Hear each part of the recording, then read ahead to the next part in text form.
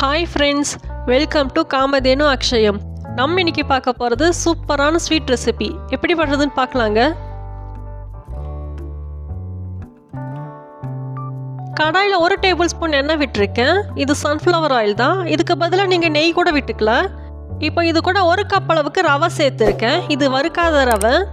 ரவையை நல்லா வணக்கி எடுத்துக்கலாம், அப்போ நல்லா டேஸ்ட்டாக இருக்கும். அதுக்காக ஸ்டவ்வை மீடியம் ஃப்ளேம்லேயே வச்சு வறுத்துக்கோங்க, இல்லைன்னா சீக்கிரமாக கரிஞ்சிரும்.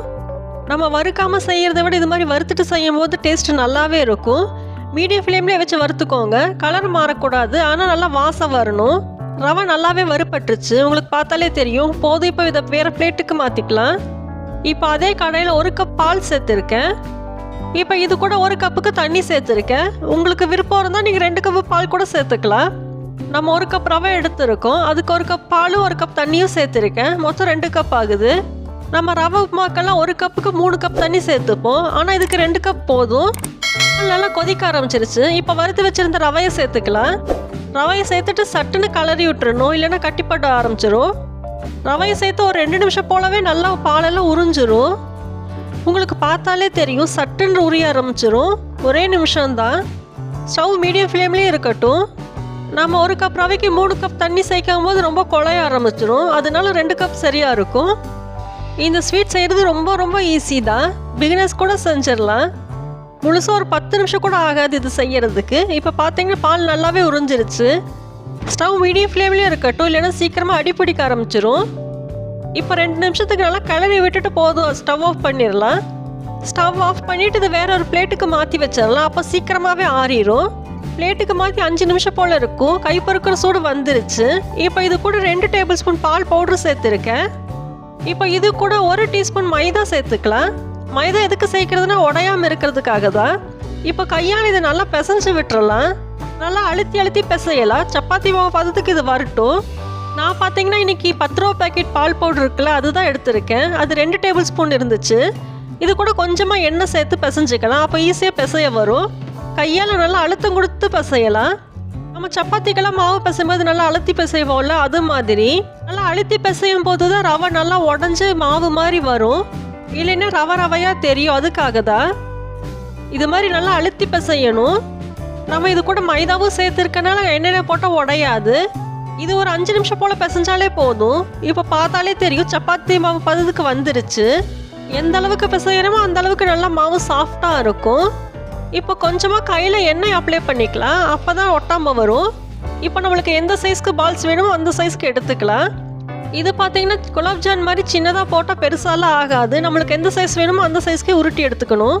இது கூட நம்ம ஆப்பசோடாலாம் சேர்க்கணுங்கிறது அவசியம் இல்லை, இதுவே போதும். நான் இன்னைக்கு இந்த அளவுக்கு உருட்டி எடுத்திருக்கேன். இப்போ பார்த்தீங்கன்னா தெரியும், எந்த கிராக்ஸுமே இல்லை.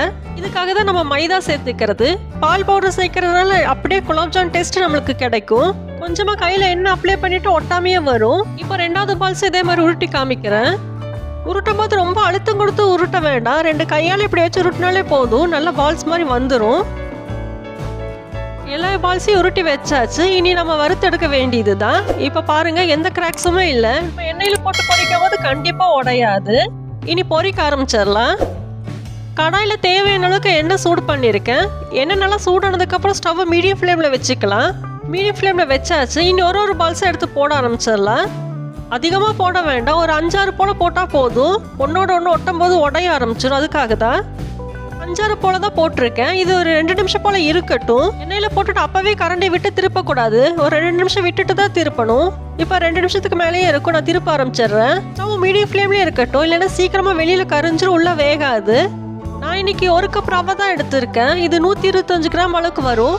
இப்போ மெதுவாக கலந்து விட்டுட்டே இருக்கலாம், சீக்கிரமாக கலர் மாற ஆரம்பிச்சிரும். இப்போ பார்த்தீங்கன்னா தெரியும், நல்லா கலர் மாற ஆரம்பிச்சிருச்சு. நல்லா கோல்டன் ப்ரௌன் கலர் வர ஆரம்பிச்சிருச்சு. போதும், இப்போவே எடுத்துடலாம். இதை விட்டால் கரிய ஆரம்பிச்சிரும். இது அதிகமாக எண்ணெயும் பிடிக்காது. நல்லா வடித்து எடுத்தாச்சு. இது செய்யறது ரொம்ப ஈஸி தான்.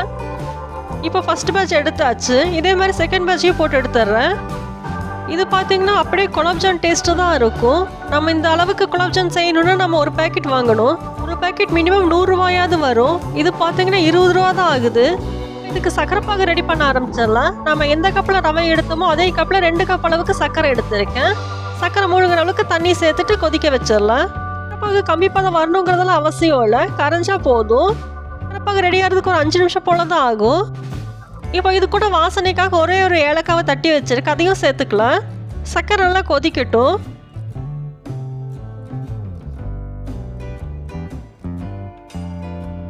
இப்போ பாருங்க, சர்க்கரை நல்லா கொதிக்க ஆரம்பிச்சிருச்சு.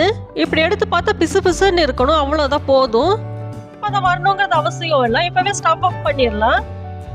ஸ்டவ் ஆஃப் பண்ணிட்டு நம்ம பொரிச்சு வச்சிருந்தோம்ல ரவா பால்ஸ், அதை இது கூட சேர்த்துக்கலாம். ரவா பால்ஸ் சேர்த்துட்டு ஒரு 4 மணி நேரம் போல் ஊறணும், அப்போ தான் நல்லா ஊறும். நம்ம இது கூட பால் பவுடர் சேர்த்துருக்கனால அப்படியே குலாப்ஜாம் டேஸ்ட்டு தான் கிடைக்கும். கண்டிப்பாக செஞ்சு பாருங்கள். இது செய்யறது ரொம்ப ஈஸி, டேஸ்ட்டும் நல்லா இருக்கும், உடம்புக்கும் ரொம்ப நல்லது தான், பட்ஜெட் ஃப்ரெண்ட்லியும் கூட. நம்ம இதில் ஆப்ப சோடா கூட சேர்க்கல. சின்ன பசங்கள்லேருந்து பெரியவங்க வரைக்கும் யார் வேணாலும் சாப்பிட்லாம். இது நல்லா ஊறட்டும். ஒரு ஸ்வீட் சாப்பிடணுங்கிற போது இது மாதிரி செஞ்சிடலாம். ரவா எப்போவுமே நம்ம வீட்டில் இருக்கும். செய்யறதுக்கு நம்ம 20 ரூபா போல தான் ஸ்பெண்ட் பண்ணியிருப்போம். ரவா ஒரு 10 ரூபா வரும். பால் பவுடர் 10 ரூபா பேக்கெட் எடுத்திருக்கேன்.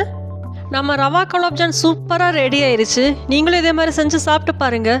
வீடியோ பிடிச்சிருந்தா லைக் பண்ணுங்கள். காமதேனு அக்ஷயத்துக்கு சப்ஸ்கிரைப் பண்ணுங்கள். தேங்க்ஸ் ஃபார் வாட்சிங்.